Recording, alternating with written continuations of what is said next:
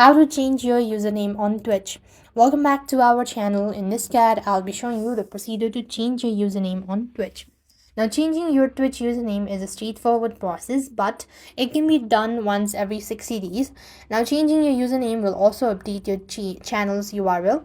So, what you want to do is open the Twitch app onto your device and log into your account.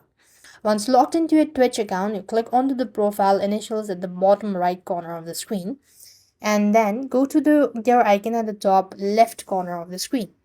When you go to this section, here you just want to go ahead and look for account section, and there you have edit profile. Click onto it, and then you have these profile picture, profile banner, and the username. Click onto the username button and you have change your username, and you could just read the terms, all that, and confirm it by changing the username.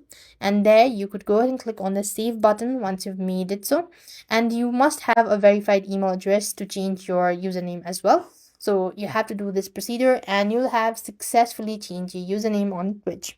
So with that, we've come to an end. Thank you for watching. See you in our next video.